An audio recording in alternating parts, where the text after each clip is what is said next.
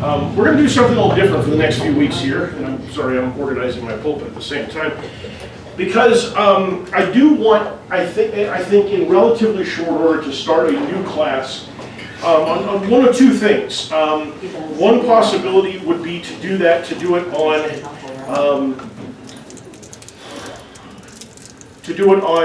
kind of a question and answer thing, like I mentioned last week, where I would sort of throw it open, give you guys a few weeks to come up with some questions, some things you're interested in talking about, maybe things either you're not sure you understand, or things that you'd like to, for us to just spend some time talking about, and then take that and have me take those things and do some research on them and come in and just kind of work our way through some of that stuff. And the summer is the perfect time to do that because I have significantly more time to actually work on preparing for class than I do, to be frank, when I'm preaching or when I'm teaching full time. So this would be a good time to do something like that. Another alternative that Jerry suggested to me was taking a look at the book of 1 Corinthians, which, 2 Corinthians, my bad, okay, first, because that makes a lot more sense, because when you said to me, I hardly ever hear anybody talk about 1 Corinthians, I'm thinking, really? It seems like that's what I heard in my head anyway. I'm thinking, well, it seems like they use that a lot, actually, because of how troubled that church was. But 2 Corinthians would be an interesting topic as well. So before I make a decision, because even though this is my class to teach, it's your class to attend, and there are more of you than there are me. And really, if it's not something that you find useful, then it doesn't make a lot of sense for me to try to teach a class on something that you don't find interesting or as useful. So what I'd like you guys to do is think about it a little bit. Next week I'll come back and revisit this, and we'll kind of try to make a decision about whether we're going to go ahead with that, with a class that's based around questions and answers, whether it's based around 2 Corinthians, or if you have something else you'd really like to do, come back prepared to talk about that. Or if anybody's got a suggestion right now that you'd like us to start thinking about, let's throw that out there as well. So let me do that first. Anybody have anything that you would particularly like to talk about, that you're particularly interested in, a topic that might be a multi-week kind of a study? Yes, ma'am. The significance of the numbers in the Bible. Not the book of numbers, but like okay. 3, 2, 5. So taking a look at numerology, or a variation on that. That could be interesting, okay? Anybody else? Okay, so we got a couple of suggestions in terms of books and concepts, and then a more broad idea about doing sort of a question and answer thing. So we'll revisit that next week, and I'll try to take a look at all three of those things and kind of present you with a little more kind of fleshed out idea about how I might approach those things. So what we're going to do for the next few weeks is something that falls right into my wheelhouse. And Jerry, I'm going to ask you to pass these around for me to everybody. If you got any extras left over, just put them on the back table there. What we're going to do is we're going to take a look at pop culture and the intersection between the Bible and pop culture specifically. And I realized that our first instinct as Christians in our modern day society is to say there is no intersection between those two things, or at least that they only intersect in ways that are negative, in ways that are hostile to one another. And certainly there's an element of truth to that. But at the same time, it's important for us to realize that while there is a lot of places where Christianity and pop culture clash deeply, there are also a lot of places where pop culture in particular has taken from Christianity and from the themes of Christianity, or in other cases where our Christian understandings of things have been influenced by pop culture, perhaps in ways that aren't so good. And so there's a benefit in understanding some of those overlaps. And one of those benefits can come from the ability to express ideas to people who don't know anything about the Bible through references to pop culture that can get them a better understanding. And in a sense, this is a dumbed down version, I'll be honest, of the parables that Jesus uses. Jesus teaches parables. Now, we talked about this before. What is the main purpose of a parable, at least when Jesus told them at the time? What was the main purpose of a parable? Throw something out there that they didn't really understand. Okay. Make them think. That's pretty much it. The idea was not, okay, we're going to tell you something, and you're going to understand this spiritual truth right away from this story we're telling. Most of the parables that Jesus told left his own apostles very, very confused. And a lot of the analogies and metaphors, we talked about one of those just last week or a couple weeks ago, where Jesus is talking about the leaven of the Pharisees and the Sadducees, and the apostles think it's about what? They forgot to bring bread, you know? They missed the analogy. So for our purposes, I say it dumbed down because, not dumbed down in the sense that you guys are going to have a hard time understanding, but in the sense that I'm not trying to teach things that are confusing. What I'm trying to say is how can we look at pop culture, most commonly in movies and television shows, which tend to pervade or impact the public consciousness. What can we pull from them that can be useful to say, here's an idea that begins a conversation? Not an idea that is the full expression of a conversation, not that in many cases, in almost all cases, those ideas have not been warped in certain ways, but rather actually just kind of looking at it and saying, okay, what useful things can we take out of this? And to the other side of it, what are some things that should concern us, maybe about things that we haven't necessarily thought about that much in terms of why they should be concerning. So there's kind of two aspects to this particular look. And if this doesn't go well in the first few weeks, I'm just going to dump it because it's sort of a concept that I'm developing, and I don't know how well it's going to work. And if it doesn't work well, then we won't stick with it for very long. Anyway, the goal of this is to kind of give us something interesting to do before we begin something a little more comprehensive anyway. So what I want to talk a little bit about to begin with is the danger of ignoring pop culture. Why is pop culture dangerous? Let's start with that. Why is pop culture dangerous to Christianity, or to Christians in general? Why can it be problematic for us? It finds its own moral base without using God's word. Okay, so more than anything, the danger of pop culture is that it's built around a moral value system and a moral truth system that is not at all the same as Christianity. And even movies that incorporate the ideas, that incorporate moral ideas or may incorporate Christian imagery or things like that, in general, if they're coming out of pop culture, they are coming from a mindset that doesn't have very much to do with those kinds of ideas. That's driven by profit, that's driven by the need to gather attention.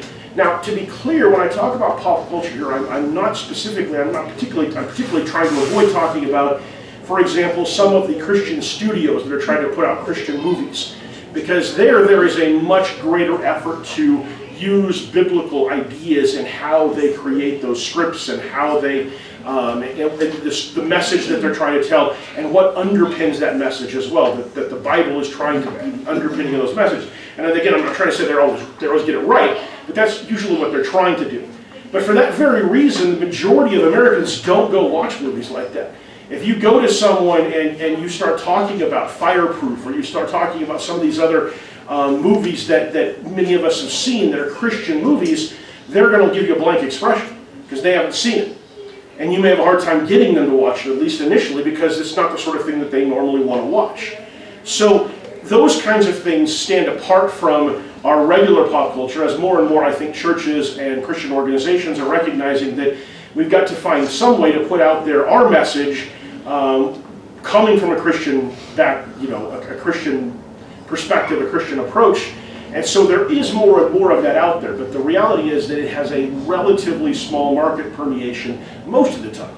Now, every once in a while something really catches fire, like The Passion of the Christ, for example. But that is a very rare exception and has its own problems that we could talk about at some other point. So pop culture, the danger of pop culture more than anything else is that no matter what kind of story they're telling, they're not usually coming at it ultimately from a Christian perspective. They're coming at it from a more worldly perspective.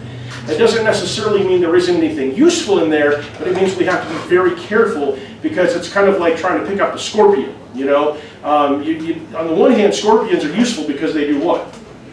Kill off other bugs. They kill off a lot of other bugs, some of which can be a lot more unhealthy than the scorpions themselves can be. But scorpions are also very dangerous because if you try to pick one up, what's it going to do to you? It's going to sting you. It might not kill you, but it's going to hurt a lot, and you're not going to like it very much. So you have to be very careful with stuff like that you understand going into it some of the basic truths about pop culture and about movies and TV shows in particular. And so what we get is kind of this idea that, okay, so there's this whole culture out there that creates movies and TV shows, and because we're Christians, they are opposed to our worldview, and so we shouldn't watch any of them, we shouldn't pay attention to any of them, we shouldn't be aware of any of them. And that, I think, is a legitimate approach, but I think it is not the only legitimate approach, because being aware of some of those things gives us two important values. Number one, you know what your enemy is putting out there. And number two, you know what's out there that you might be able to use in some way that you can reach other people with it, or at least that you can make some kind of analogy to bring people closer to understanding what you're trying to put out there. And so while I do think it's legitimate to say I'm not going to watch popular movies, I'm not going to watch popular television, I'm simply going to limit myself to things that I know or at least believe are coming from a moral perspective similar to mine, we have to recognize that the majority of the world does not have that perspective. And thus we're going to have very little in common with them in terms of trying to find common ground. What channel is that, by the way? What channel is what? The moral channel. The moral channel, right? Great American Families. Great American Family. Yeah. That is the problem, isn't it, really? I mean, there isn't, when you can seek out specific programs or specific places to look, but when you do, you're either going to very much limit yourself in some ways. Now, the internet makes it a little bit easier because you can find internet sites that have huge amounts of content that are driven by by Bible and stuff like that. When we talk about the television, we talk about the movie theaters, it gets much more difficult. And even when you are encountering things like, is it called the 12? The one about is it something else? It's called about the apostles. I forget the name of it right now.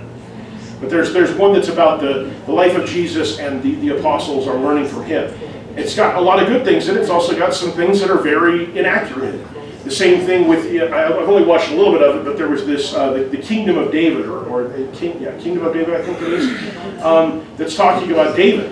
And it's got a lot of stuff that's interesting, but it's also clearly written from a much more secular perspective than something that we might ourselves be happy with. So even when you're finding things that talk about biblical things or that present biblical ideas, you don't necessarily know where it's coming from. And sometimes you can encounter things in them that are wildly different than what you would expect and that come from wildly different perspectives. So there's not an easy solution to finding stuff that's out there in general. But part of our job is to make sure that we're paying attention to what we're watching and paying attention to what we're listening to and thinking about it, not in the sense necessarily of shutting off the flow of any sort of information or ideas, but in terms of making sure that we can make sense out of what's really what God wants and what's really not what God wants, and to try to minimize the degree to which we are impacted by the things that are not what God wants. So one of the things that's interesting about Hollywood, and one of the things we have to understand at the very beginning of this study is, it is very easy, just like with our animals, we turn them into people. That is called anthropomorphizing. You take your dog and you think that your dog does things for reasons that people do things. And if you look at it in the most basic sense, that's true, because when we're hungry, we eat, and when we need to go to the bathroom, we go to the bathroom, and things like that. But when you step beyond that and you start getting into moral reasoning and why your dog does things, most of the things your dog does are not for the reasons you think they are. They're not there thinking to themselves, boy, I really am unhappy about the way things are, so I'm going to go, chew this up, or I'm going to go. Now, sometimes I think maybe that's true, but a lot of times we think our animals love us, and I'm not sure they really do. I think they really like the fact that we give them food and attention and stuff like that. But I also think that their attachment to us has more to do with the fact that they come from a pack mindset, and they've glommed onto us as being their pack, than it is from the standpoint that they love us the way that we love our children and our family members and stuff like that. So we have to be a little careful about that with our dogs and our cats and stuff, especially with cats, because they don't love us at all. The cats are just tolerating us and waiting for the opportunity to overthrow us, I'm pretty sure. So and if that isn't anthropomorphizing, I don't know what is. So the thing is, when we talk about that is a mistake in reasoning. We apply that because it makes us feel good, because it seems, it's kind of the way we want to think about things. We can make a similar mistake when it comes to the characters in TV shows and books and movies that we watch. We can lose sight of the fact that the people that we see on the screen are not real people. They are people, they are characters who have been created for an actor or actress to inhabit, and they're only going to say the things and do the things that the script calls on them to do through the interpretation of that particular actor or actress. Which means that when we see someone on screen that is noble, they're not noble because the person acting out the character is noble. They're noble because they were written to be noble. When they are the villain, they're not the villain literally in their old, maybe they are in their old lives, we don't know, but the point is they're not the villain because the actor is the villain, they're the villain because that's what they were written to do. And to whatever extent they are complex, to whatever extent they exhibit good qualities or bad qualities, whatever choices they make, all of those things are demanded and created solely by the script, by the writers who create those characters. And so one of the things that's very powerful about this, and I think more Christian organizations are starting to realize, and that's one of the reasons we're creating more and more Christian movies, is because by being able to control how your characters appear to people who watch the movie or the TV show or read the book, through how you script it, you can affect the way that people think about your causes as well. So if you want to put forward a cause that says, my church is a good church, the person you send to put forward that cause is the kind of person that people like and get along with and admire. You don't send out the most harshest, judgmental, unfriendly person you can find and say, this is the face of our church. And when it comes to ideologies, Hollywood does the same thing. So, for example, when you look at most mainstream TV shows that involve gay characters or homosexual characters, they are almost inevitably very, very admirable people. They're people who are just like us, people, and there's a degree to which that's absolutely true in the real world as well. But in general, these shows do not tend to show some of the more significant flaws of their personalities the way that they do with other people. And I'm not talking about flaws in their personalities that are specifically associated with the sinful behavior. I'm talking about flaws in their personalities just in general. So you don't tend to see people who are portrayed as homosexual on television who tend to be really nasty, evil sort of people that conspire against other people. You don't see them tending to be the kind of people who don't care about their loved ones or who don't treat people well, or you tend to see them being nicer kinds of people because that's the kind of people that in general Hollywood wants us to perceive those people to be. When in reality they're like everybody else. They've got good things and they got bad things, and on top of that they do something that a lot of us have a serious problem with, morally speaking, and in terms of the Bible. And so Hollywood is showing us what they want us to see and trying to get us to think how they want us to think about the characters that they're showing us, about the ideas that they're putting out there. And so we always have to remember that when we talk about a character on a show, we are always and completely talking about an artificial construction. That's not a real person.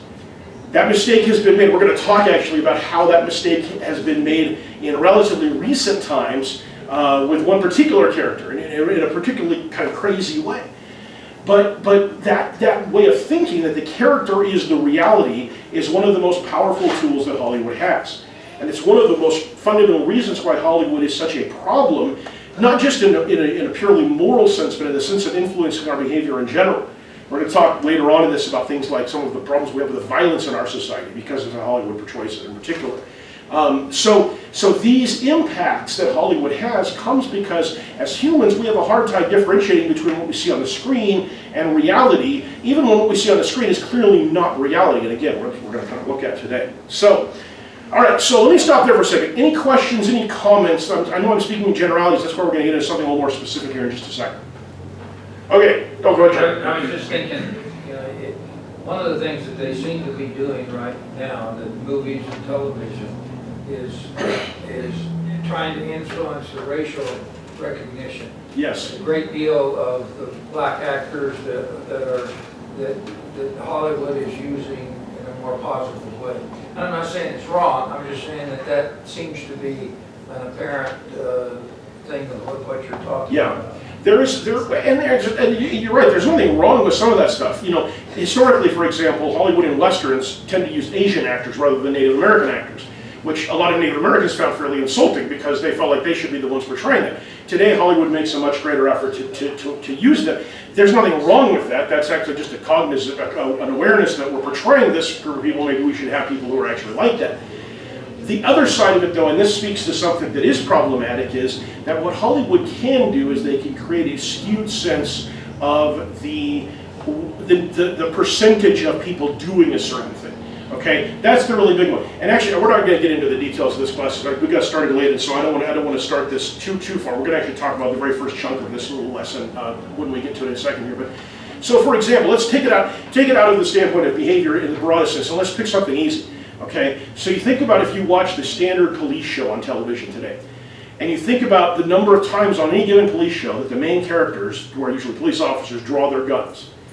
Typically in a single hour-long episode, they're going to draw their guns multiple times, they're going to discharge their weapons multiple times as well. Mark, how often did you discharge your service weapon in the entire time that you were working for the California Highway Patrol? Never. Never. And are you the typical or the atypical for that? You're the typical, exactly. I worked around a lot of police officers, and I know it very rarely happens. I was with a guy, there was a guy, he was on the other side, when I was working as a defense attorney for a little while, he had actually arrested this guy that was my client, and we had to postpone the trial because he had an officer-involved shooting, and he was on desk leave basically for like 30 days because they had to investigate the incident and everything else. You pulled out your service weapon every week, you would be a useless police officer because you'd be on leave almost all the time, you know? And yet, in our TV shows, we would think that our police officers are constantly being shot at and are constantly shooting back at people. The truth is, how many of you have ever seen the movie, or the TV show, sorry, Adam 12? Okay, some of you, I watched it on reruns, obviously. I didn't see it in its first run. But Adam 12 is a lot closer to the reality of police work than almost anything else that's ever been on television since it. Because those guys almost never pulled out their guns. They were almost always just dealing with kind of dinky little things that was just part of the reality of being a police officer. We don't want to watch that anymore. Nobody has the patience to sit, those are only half-hour-long shows, but nobody has the patience to sit through a half-hour-long show where nobody shoots anybody. I mean, what kind of a police show would that be, you know? And so we have now gotten a warped idea, and what does that tell us about violence in our society? It's worse than it really is, and it's more pervasive than it really is, and it's more normal than it really is, and it's that last one that's the really big problem. Because when you start thinking this is normal, then you start thinking it's normal for me to behave in violent ways too. So something like that is a very simple one. But we also see it, for example, with the percentage of LGBTQ characters that we see on the TV shows that are, and movies that are represented at a very high level relative to the percentage that they are in society. And what's interesting is, as we've seen the rise of the representation of those people in movies and TV shows, what we've also seen is a rise in people who identify that way. And you could argue, and certainly some social scientists who are on the other side of this would argue, that it's because they feel more comfortable expressing themselves. But there's a very strong argument, and there's been some significant studies to suggest that it is actually the other way around. And what's happening is we're showing this more and more, people are saying, I want to be like that.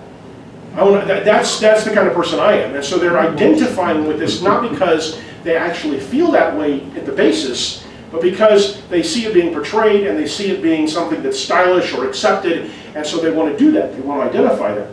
Or they use that as an attention-seeking method or whatever.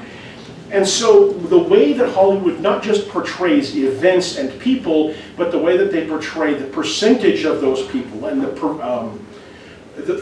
likelihood of you encountering a person like that in a particular role or whatever is affecting the way that we perceive reality. And that's a very serious problem if we don't pay attention to what reality actually is.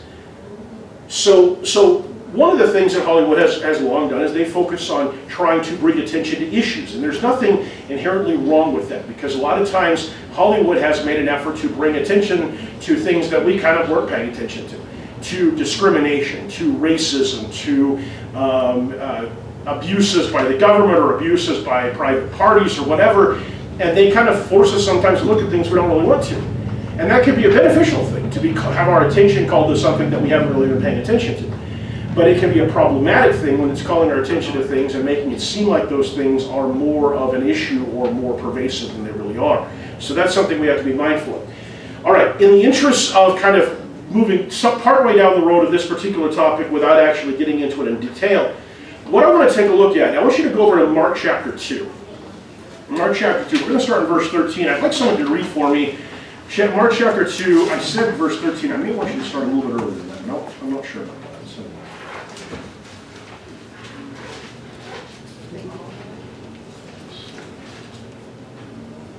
It says 13 verse 17.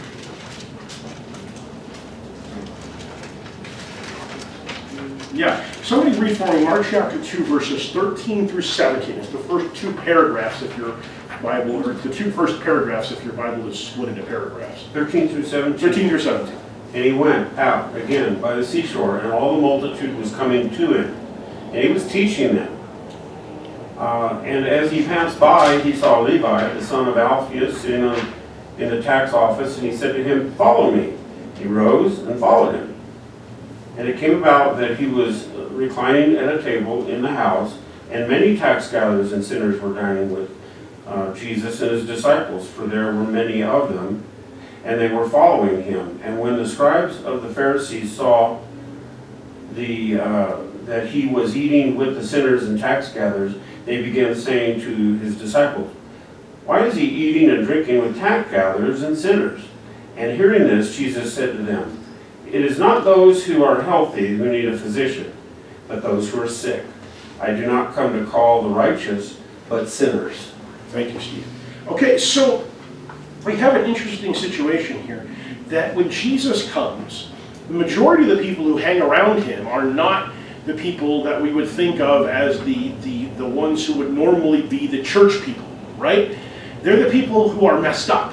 They're the sinners, they're the tax collectors, the people that are outcast from society, or that have an awareness of, because society has judged them to be unfit to be part of the mainstream. So why do those people, those tax collectors, those sinners, why are they so keen on following Jesus when you read his teachings and they're not exactly saying, hey, you know what, it's okay to be a tax collector, well, it's okay to be a sinner, it's okay to be engaged in sinful behavior. In no way is he justifying that. So why are they following him around? You just said it, that they were kind of the outcasts of society, and someone outside of their circle is willing to welcome them into his. I think has something to do with it. Okay, so one of the things is, if you don't belong, when somebody says you belong with me, it's okay for you to be with me, for a lot of people that's a pretty powerful inducement to want to be part of that, because this is something that you feel a lack of, especially in a society like theirs. We live in a society today where you don't have to have any friends in 100 miles of yourself, and you can still feel like you're part of a community through the internet. Maybe not quite the same way, in somewhat unhealthy ways, but nevertheless, you can still feel like you're part of a community. But this is a society in which if you weren't accepted by the immediate, couple of square miles that you lived in and around, you are pretty much out of luck. So I think that's a factor. What else, Jerry? Christ consistently teaches on going to the poor and how difficult it is for the rich to follow Christ. Okay, so one of the things that Jesus is talking about a lot of the time is that it's kind of countercultural. Now, there are people who have talked about this, and they say that in a way that almost comes across as counter-biblical, and that's not the case. Jesus is not going around teaching that there's something wrong with the old law. In fact, he repeatedly says that I'm not here to overrule the old law or supplant the old law. He said, I'm here to fulfill the old law. I'm not here to get rid of it. I'm here to fulfill it, and we know how he did that. But what he does question is the way that the people who are running the show are applying the old law and how they're using it. And in some ways, that is a message that's popular to the sinners and the tax collectors who are on the outside looking in, because part of his argument is that the way you've defined sinner is keeping people out who don't need to be out, and you're creating outcasts where you don't need to create them. So he is, in many cases, talking about the kind of people that the people he's coming to, the ones that are following him, view as kind of their oppressors, either in a sense of the wealth or in a sense of the political or religious power that they wield. Why else? Why else do you think? You can't fill a cup unless there's a deficit. And so these people who were outcasts, who were poor, they knew they had a deficit. And instead of focusing on what was missing, Jesus focused on what they could become. And they valued that. So he is saying to them, I have something that you need. And they recognize that they need it. And to borrow your analogy, all of the people he's talking to, the ones who listen to him and the ones who didn't, they all have a need. But for a lot of them, that lid on that cup is shut tight because they're convinced everything's okay. And so just like you can't fill a cup that doesn't have a void, you also can't fill a cup that has a lid on it that won't be opened. And so a lot of the people that won't listen to him are people who believe that everything's okay. So why do I need a savior? Why do I need someone? Ben? In many places in the Bible, Jesus talks about God opening hearts and drawing them to him. Yeah. And I think that's just a cup and just drew the ones. So that's true. So one of the things is that the Bible talks about these kind of this call, you know, and this awareness of, you know, whether it's the Spirit moving in you. So there's the degree to which maybe there's a draw on certain people. I don't imagine that the 12 apostles were the only people that Jesus, well, we know that there's at least one guy in the scriptures that Jesus called to probably be something like apostle level, which was the rich young ruler. Jesus said to him, you know, he says, what do I have to do to be saved? And Jesus says, what have you been doing? He tells him, I've done all these things. And Jesus says, well, you got everything great. There's one thing you got to do. You know, sell all your stuff and come follow me. That was the exact same call that he gave to Peter, Andrew, James, and John, and to Matthew, and to all these other guys. Drop everything and come and follow me. And those guys did it, and this guy couldn't. So I'm guessing, maybe not one of the 12 apostles, but definitely one of those guys. You know, you look at the guys that were in that circle, like Matthias, who became the 12th apostle when the 11 apostles decided they needed somebody to fill in that spot. This guy might very well have been one of those guys. Following him around for those 3 years was you know, a major part of that. And instead, he says, "No, I can't do that." You know, so some people hear that call and listen to it, and some people don't. You know, absolutely. Anything else? Anything else that we think? Well, just to piggyback off of these two gals, that, you know, I'm sure all of us at some point in time, I know it's happened to me, and that's not to toot my own horn at all, but people have come to me and said, I need some advice, and I know that you follow God, and that you'll give me the straight scoop, whether I like it or not, type of thing. And I'm sure that's happened to all of us. Well, it just shows that we're different, but not in a bad, weird way. It's just, we're different, we're called to be different. And they may have seen that in Christ. And when they want honest advice, they come to somebody who they know will give them honest advice, as opposed to someone who might try to soft pedal it or find some way to avoid talking about the hard stuff or whatever. Sue and I were actually having a conversation last night about when you ask a question, do you really want an answer? I forget what we were watching. It was some TV show where this girl, she bought this wedding dress, which I thought was just, I mean, it was really, really archaic. That was the thing. So it didn't look bad. I mean, if you were in the mid-1800s, but for the modern era, it was not. So she asked her two bridesmaids, "What do you think of it?" And feeling like perhaps she wanted an honest answer, they told her, we don't think it looks good. You know, it's out of fashion and stuff like that. And she got angry at them for telling her that. And Sue observed that when she asks people ask questions like that, she wants an honest answer. And my response was that has not been my experience with most women. But you can take that for what it's worth, but I've never married a woman, and part of the reason is that. but most of these, that's not the main reason. Part of some other reasons that are problems with me. But at the same time, I've dated enough women to know that usually when a woman asks you, "Does this dress make me look pretty?" there's only one correct answer to that. And I would prefer not to answer. It's not the correct answer, by the way. So you know, we do know that people do tend to seek us out if we have a reputation for it. If we've developed you know, people know that we tend to be honest with our answers. People who want real answers come and ask us. Well, we shouldn't be rash with our answers. That's true too. We need to grow in grace and help that person. It shouldn't be to slam them. Well, and my guess is that what you're talking about is not people coming to you and saying, "Does this dress make me look pretty?" Anyway, those aren't the kind of questions they're looking for. I actually had a coworker come to me one time and tell me that this was when I was teaching school, that she was having an affair there on campus with one of the men. Oh, goodness. And I'm like, okay. So I said, "Can you tell me?" She goes, "Yeah, but don't look at me." And I'm thinking, oh dear goodness. So she told me. It was our principal. And she said, "I don't know what to do." And I said, you stop it right now. This is not a hard one, yeah. And she did. Yeah. I said, you cut off contact, you don't answer phones, you don't call, it's done. And she did that, and we're still friends today. And she's remarried, she's a wonderful person. She wanted an answer, and she knew I wouldn't pussyfoot around. I mean. Yeah. And that's the thing, is, like I said, people who come to people like you because they know they're getting a straight answer don't come to you asking frivolous questions, because that's not what they need. If they need their egos pumped up, they're going to go ask somebody else that they know will give them the answer they want to hear. They come to people who they know, and it's kind of the same thing usually with me as an attorney. People that come to me as an attorney ask me frivolous, well, Okay, sometimes they do. But usually, people who come to me in seriousness don't come to me and ask me frivolous questions as an attorney. They actually want to know what I think and what I recommend that they would do. Now, occasionally, I've given people answers and they're like, I don't want to do that, you know? And it's kind of, okay. I mean, I understand why you don't want to do it. It's not a great thing to have to do, but the deal is, if you don't do what I tell you to, it's only going to get worse, you know? And so I've had conversations like, Steve? I was going to say another perspective of the verses that were read is that the Pharisees and scribes labeled the group of people that was with Jesus. They labeled. It wasn't like, who are these people? It's no, these are the sinners, tax collectors, the lowlifes. What are the lowlifes doing with Jesus?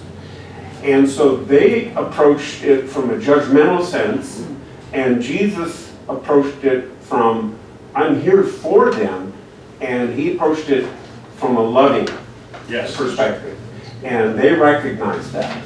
And they could see that to some extent in the people that he chose to be his followers in the first place, because he picked a tax collector in Matthew. In fact, one of the first big events that Jesus is involved in after he begins his ministry is a feast that's thrown by Matthew when he calls him as one of his apostles, at which a whole bunch of tax collectors and sinners show up because they're all friends with Matthew, you know? So they're seeing that he will accept people. Now, if they're around Matthew for very long, my guess is they're realizing that Matthew's not the same guy he was back when he was a tax collector all the time. You know, that he's maybe had some things that have happened to him. And we're going to see that transforming aspect of that later. But for today, we're going to stop here. Tomorrow, I'm in that teaching mode still. Next week, we're going to pick up with the second question there, which is a more straightforward question. How did Jesus respond when the teachers of the law and the Pharisees asked why he ate with tax collectors? Do you want these back? If you prefer for me to just hold on to them, because you probably haven't written much on them, but if you've written anything on them, hold on to it. If you haven't and you want me to hold on to them and just get a new one next week, that's fine too. So if you want me to hold on to them, just bring them up to me, and I'll just put them in a stack here so we can take a look at them later.